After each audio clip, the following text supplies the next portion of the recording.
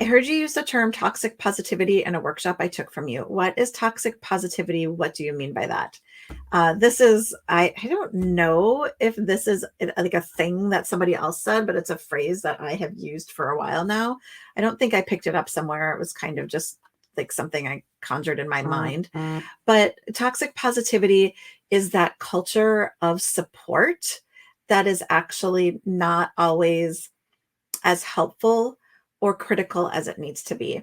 So just as an example, where you say, I'm gonna, like I don't think I want to hire an editor. I don't think I want to hire a cover artist. And I don't really like romance that much, but I want to publish this romance that I wrote. So I'm just gonna publish it without getting it edited. I'm gonna slap together a cover and I'm just gonna do it.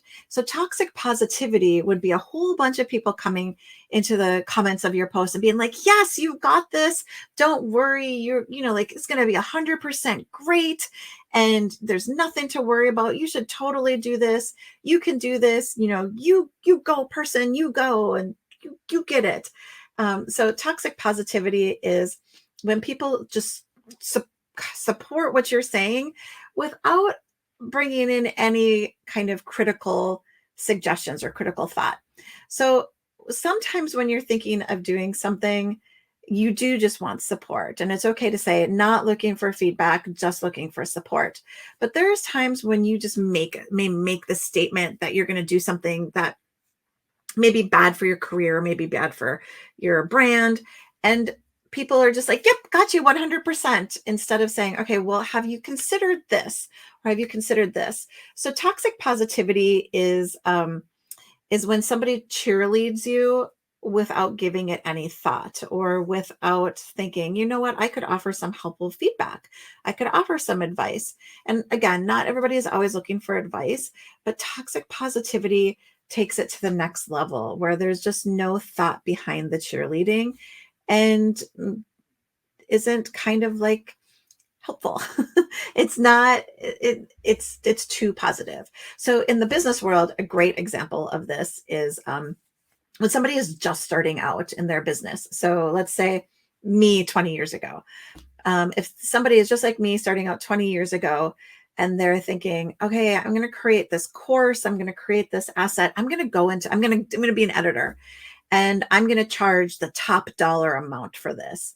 And in the business world, toxic positivity looks like people going, yeah, charge your worth, you charge that top dollar, rather than saying, hey, you know what, I think you should get some experience under your belt. I think you should think about testing some things out and making sure that the course is great. Your editing skills are up to par.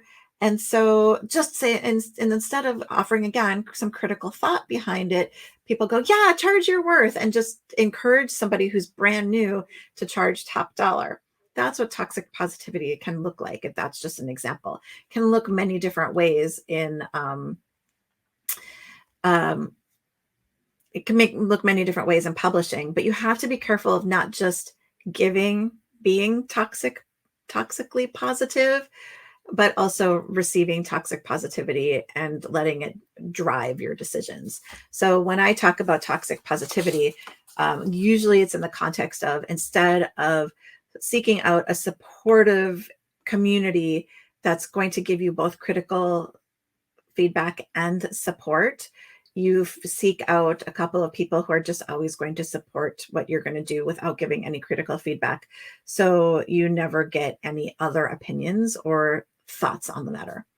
So I see a couple of comments here that people say they've heard of toxic positivity in therapy sessions, and someone's example is just think positively and you'll be fine. Yes, that is another one. Or another example of toxic positivity is saying something like, all you have to do is just find time to write every day.